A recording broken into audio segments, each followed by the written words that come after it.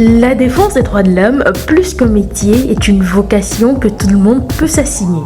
Au Togo, plusieurs personnes se sont engagées, notamment les femmes, à travers la défense de leurs propres droits et de ceux des autres. Cette production du CDFDH a été réalisée avec le soutien du PNUD au Togo et a pour objectif de valoriser et de capitaliser les résultats de quelques femmes défenseurs des droits de l'homme qui, in concreto, impactent leur communauté à travers leurs actions sur le terrain. Ainsi, les femmes influentes choisies dans cet élément proviennent de plusieurs horizons.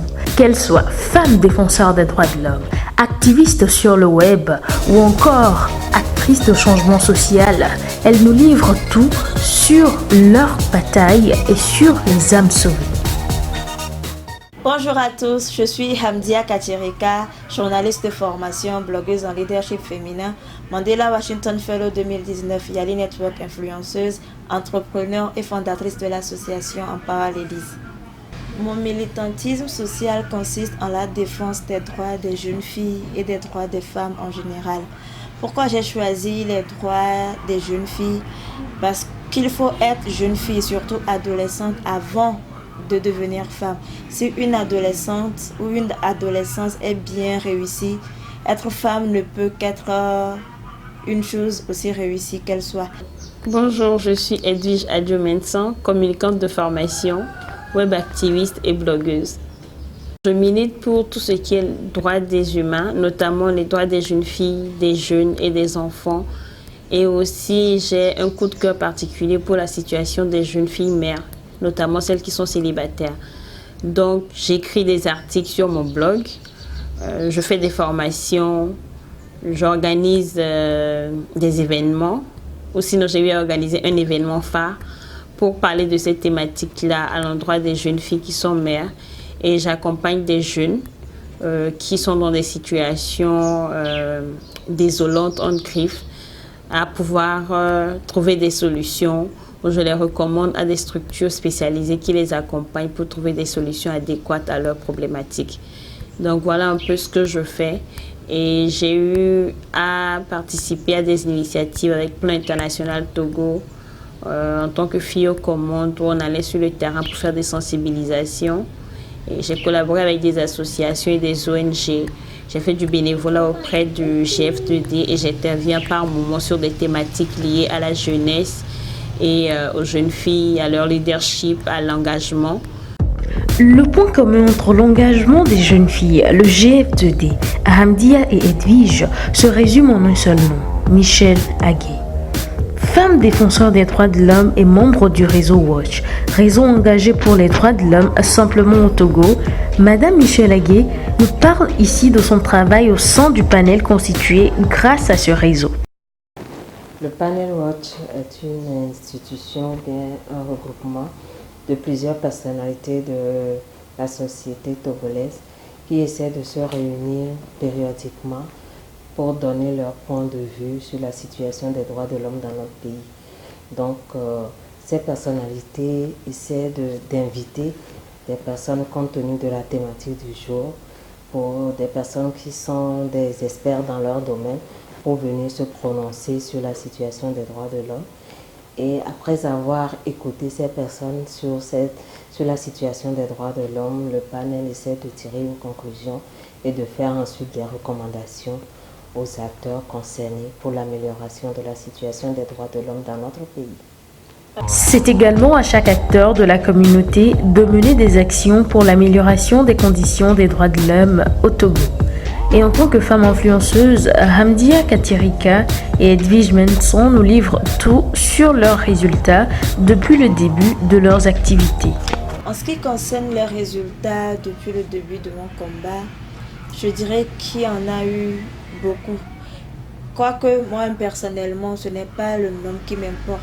J'ai l'habitude de dire, si une de mes actions ont contribué à changer la vie d'une seule personne quelque part dans le monde, ça me suffit largement.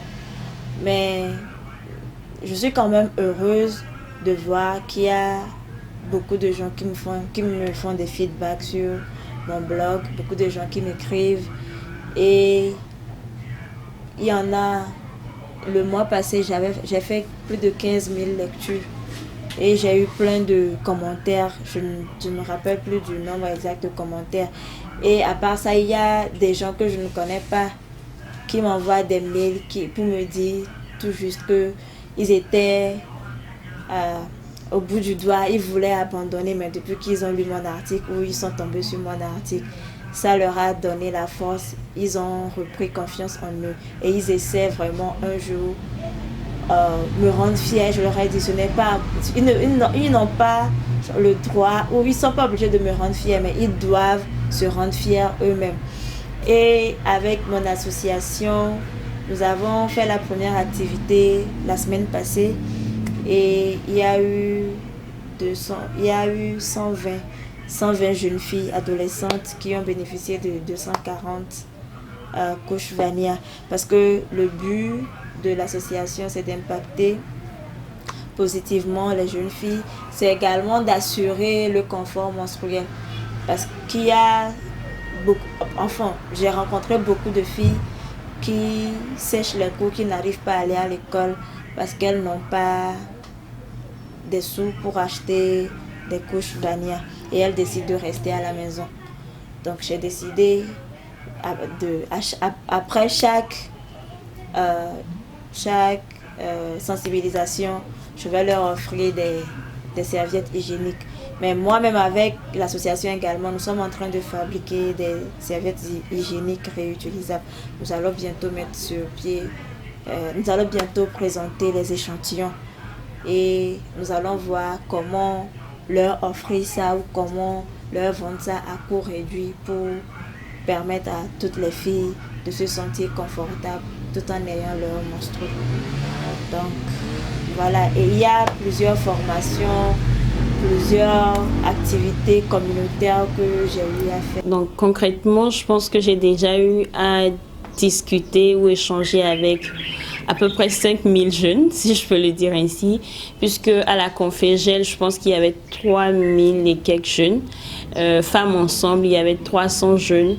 Récemment, j'étais avec l'UNESCO où j'ai discuté de l'utilité des réseaux sociaux avec les jeunes filles qui sont dans le domaine scientifique. Donc, il y avait une 60aine. J'ai discuté avec les jeunes filles de lifestyle, du train des champions, la semaine des jeunes filles du GF2D à plusieurs reprises et bien d'autres événements. Donc, j'ai eu à organiser moi-même le forum des mompreneurs qui a rassemblé une 60aine de personnes, dont des mamans, des jeunes garçons.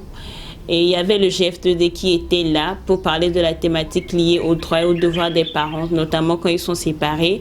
Les hôpitaux et moi qui a parlé de la santé, du côté santé, de la santé maternelle, de la santé infantile. Rihanna Touré et Aïcha Bouraïma qui ont eu à traiter le côté développement personnel de la chose, comment pouvoir s'accommoder, comment rebondir après les situations difficiles, notamment quand on est une jeune fille et qu'on devient maman sans y attendre. Nous avons discuté aussi des médias, de l'apport des médias, que ce soit les médias traditionnels ou les médias sociaux dans l'éducation des enfants, comment les structurer, qu'est-ce qu'il faut leur accorder le temps de voir, quand est-ce qu'il ne faut pas qu'ils voient telle chose. Et nous avons créé un espace enfant justement pour permettre aux mamans de pouvoir suivre le forum tranquillement. Donc il y avait, je pense, une trentaine, voire plus d'enfants qui avaient passé la journée à s'occuper grâce à Diel & Friends qui était une collaboratrice qui était partenaire sur l'événement. Donc en termes de contenu sur les réseaux sociaux, nous pouvons dire que je touche 10 000 personnes avec le blog et les réseaux y compris, avec 10 pays phares dont le Togo qui est toujours le premier pays qui me lit le plus. Ensuite, il y a la France, il y a le Bénin, il y a le Ghana, il y a le Sénégal, il y a le Mali, il y a la Guinée aussi. Et voilà, donc il y a d'autres, comment je peux le dire, il y a d'autres événements, il y a d'autres initiatives que je fais en off, qui ne sont ni relayés sur les réseaux sociaux, ni autre part, parce qu'il y a certaines situations qui sont tellement difficiles, tellement ambiguës, que pour protéger la famille, pour protéger la jeune fille, ou bien pour pouvoir régler la situation assez calmement, on n'a pas forcément besoin de les relayer sur les réseaux sociaux. Donc, il y a des jeunes filles qui tombent enceintes et qui m'écrivent, avec qui je discute. Je vais voir la famille, on essaie de trouver des solutions. Ou des enfants qui se font maltraiter. Et quand une personne est dans le quartier, cette personne est une personne qui me connaît. On me fait appel, j'appelle les agents sociaux, le 10-11 ou d'autres qui viennent sur le terrain. Je donne les informations qu'il faut pour le suivi. Et voilà un peu ce qu'on fait, ce que j'essaie d'avoir en termes de résultats.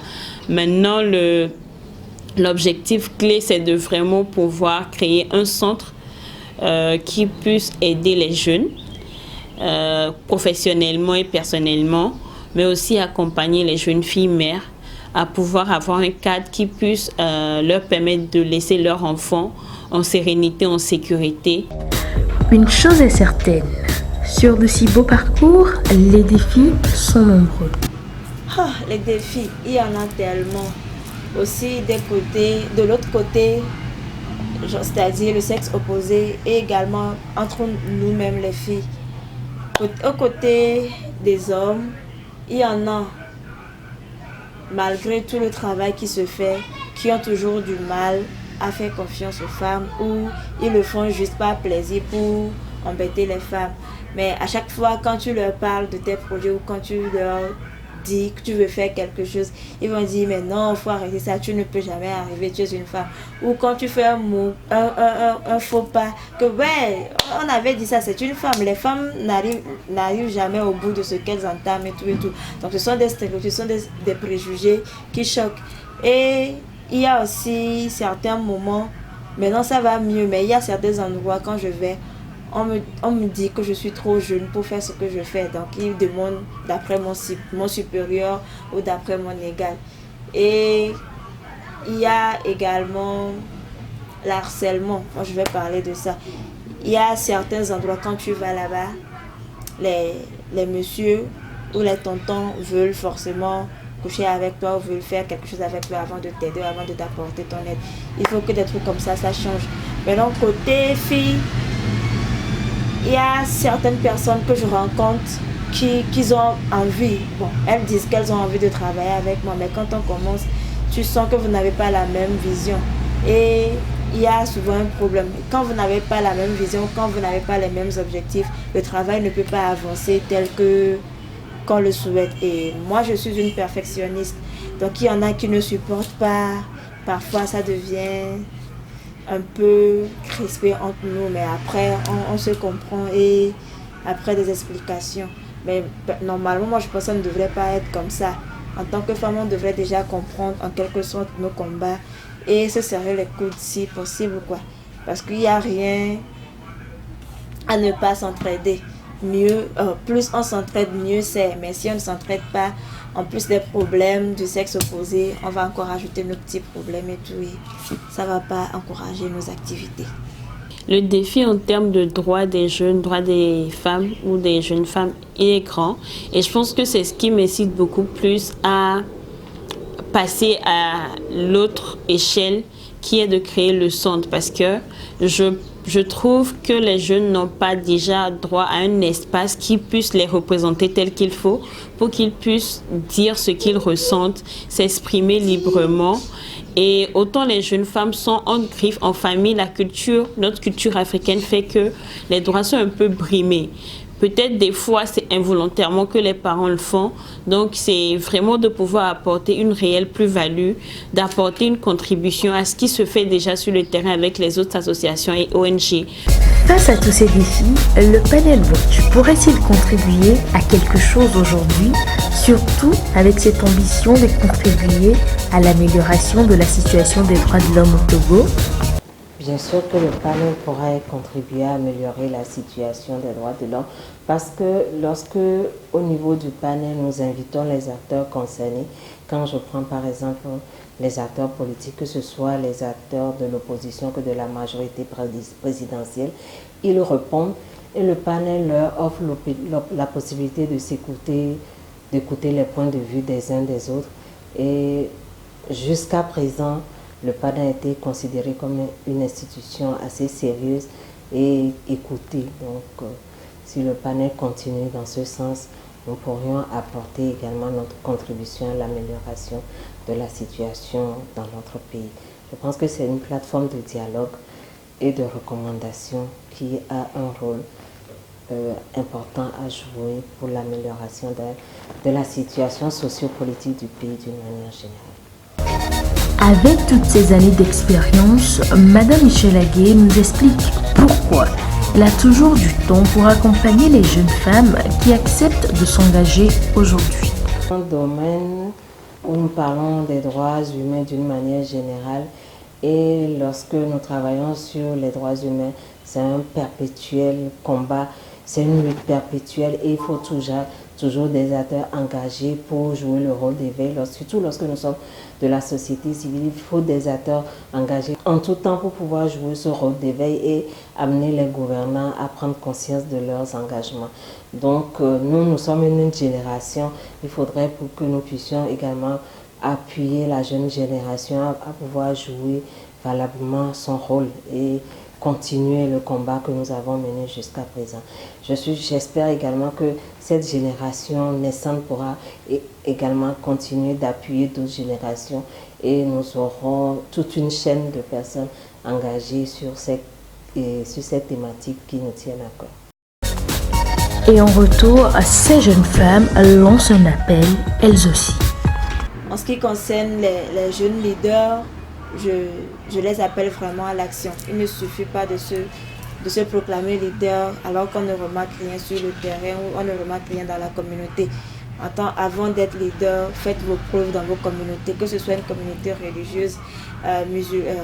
religieuse, ça englobe chrétienne ou musulmane, amicale, que ce soit un club, mais juste passer à l'action, qu'on sache ou qu'on sente que c'est grâce à vous que telle chose a été faite. Il est important pour moi d'apporter ma contribution pour appuyer tout ce qui se fait déjà avec les associations et les ONG qui sont sur le terrain, ainsi que les organisations internationales ou les organisations onusiennes comme UNICEF, afin de faire de cette réalité-là une véritable force pour ce qui est des droits des femmes et des jeunes au Togo.